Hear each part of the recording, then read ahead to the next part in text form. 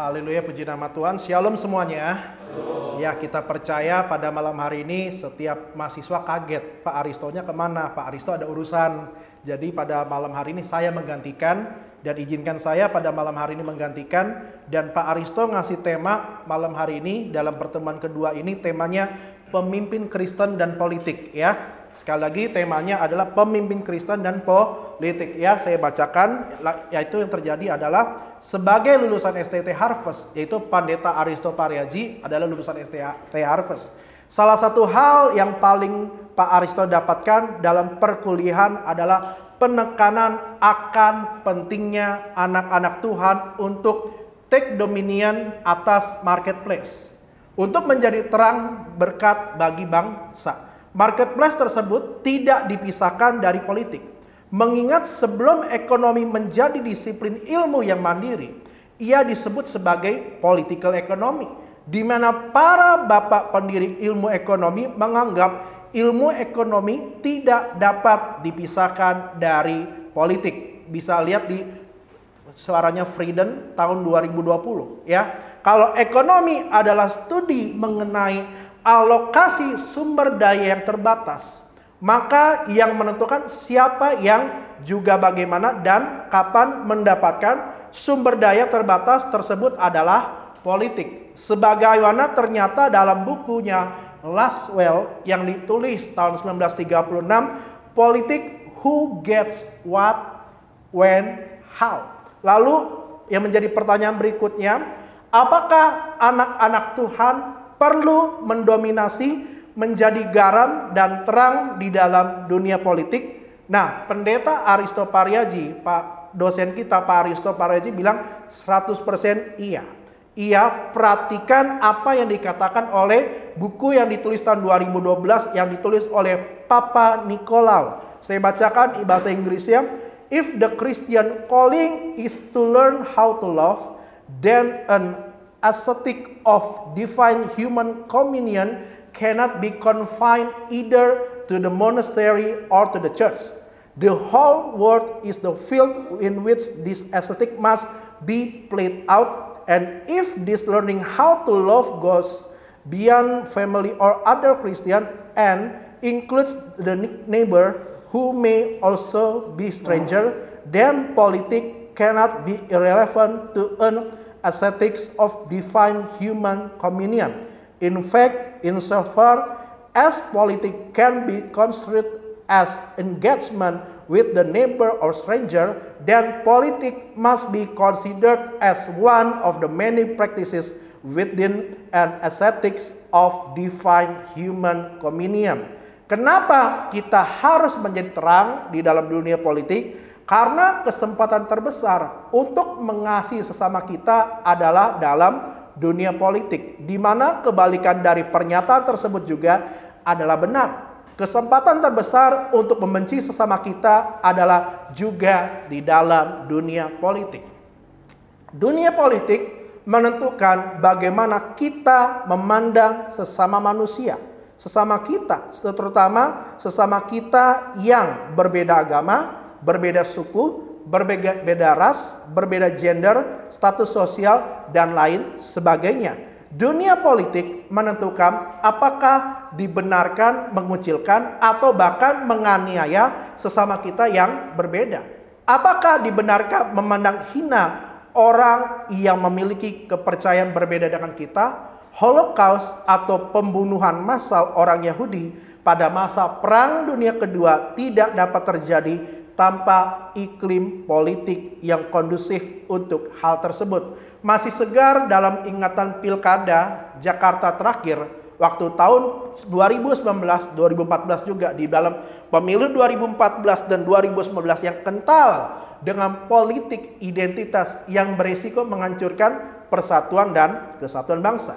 Tantangan terbesar bagi kita untuk mengasihi sesama bukan berada di dalam gedung gereja atau di tempat pertapaan doa kita, namun di dunia politik di mana kita bertemu sesama yang berbeda dengan kita. Menjauhi dunia politik, acuh tak acuh terhadap ranah politik membuat orang Kristen tidak menjadi garam dan terang pada ranah tersebut. Dan harga yang dibayar untuk tidak menjadi terang dalam ranah tersebut akan sangat mahal bagi kita dan masa depan anak cucu kita. Orang Kristen berpikir bahwa mereka dipanggil untuk bertapa di padang gurun untuk dekat dengan Tuhan dan melakukan peperangan rohani lewat pertapaan mereka tersebut di padang gurun, sama seperti Yesus dicobai oleh iblis di padang gurun. Nah, Papa Nikolau dalam tahun 2012 berargumen bahwa padang gurun yang paling menantang tersebut justru adalah dunia politik dan perjuangan kita untuk hidup di dalam kekudusan atau perjuangan hidup asetik kita. Justru ada dalam dunia sosial politik, dalam padang gurun dunia politik tersebut kita akan dicobai oleh semua godaan iblis. Kita akan dicobai untuk membenci sesama kita, untuk memandang kubu yang berbeda dengan kita sebagai setan. Itu kenapa berbahaya bila orang Kristen memandang dunia politik sebagai tidak relevan bagi kehidupan kekristenan mereka, karena justru garam dan terang kita paling dibutuhkan dalam ranah tersebut. Nah, menurut Pak Aristo ada dua alasan kenapa orang Kristen tidak termotivasi untuk menjadi garam dan terang dalam politik. Yang pertama, alasan pertamanya karena kebanyakan orang Kristen berpikir ranah politik justru akan mengkontaminasi mereka sehingga mereka menjauh dari politik.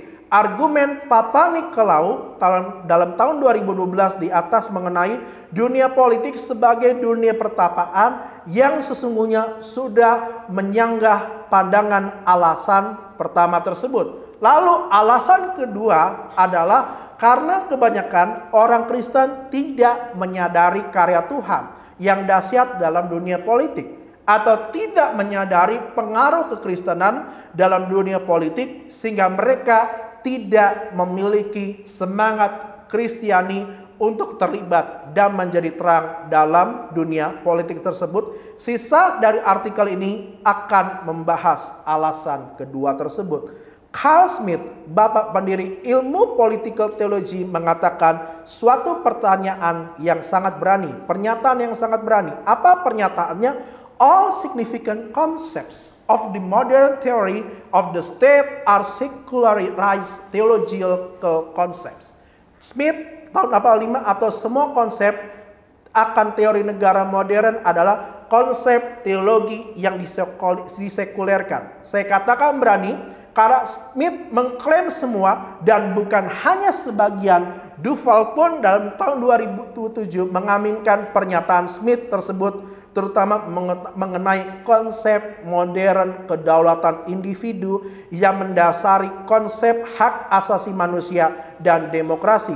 Duval tahun 2007 berpendapat bahwa kedaulatan individu adalah sepenuhnya sebuah konsep agama, dan dalam hal ini tentunya agama Kristen atau Judeo-Kristian, kedaulatan individu bukanlah sebuah konsep sosial, politik atau konsep antropologi, tapi adalah konsep yang tidak mungkin lahir tanpa agama.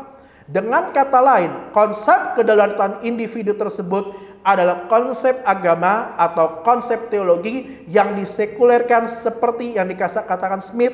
Duval 2007 menjelaskan konsep teologi tersebut adalah imago Dei. Imago Dei atau bisa dikatakan gambar dan rupa Allah. Tanpa konsep agamawi atau teologis ini tidak akan ada konsep kedaulatan individu dan tidak akan ada konsep hak asasi manusia atau sistem demokrasi. Yang keduanya bergantung kepada konsep kedaulatan individu tersebut, bahwa konsep kedaulatan individu berasal dari konsep imago Dei adalah sebuah konsensus di antara para cendekiawan, terutama sejak awal abad 2020, abadnya kejauhan, abad 20. Lalu Peterson tahun 2006 menjelaskan bagaimana konsep kedaulatan individu lahir dari tradisi-tradisi agama di timur, terutama agama Yahudi, dan mencapai klimaksnya dalam kekristenan.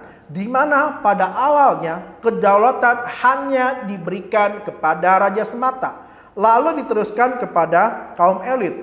Orang Yunani kuno hanya mengakui laki-laki yang memiliki kedaulatan sampai munculnya kekristenan yang meneruskan kedaulatan kepada semua individu. Dalam hal ini tidak ada orang Yahudi atau orang Yunani, tidak ada hamba atau orang merdeka, tidak ada laki-laki atau perempuan, karena kamu semua adalah satu di dalam Kristus Yesus. Bisa dibaca di dalam Galatia 3 ayat 28. Konsep imago Dei ini ya Bapak Ibu secara progresif menghapus perbudakan, menyuarakan kesetaraan, menciptakan kebebasan berpendapat, pasar bebas, dan piagam hak asasi manusia, juga mendasari sistem politik ekonomi yang menghasilkan kemakmuran yang tidak memiliki tandingannya dalam sejarah. Sangat disayangkan jika ada orang Kristen yang anti demokrasi,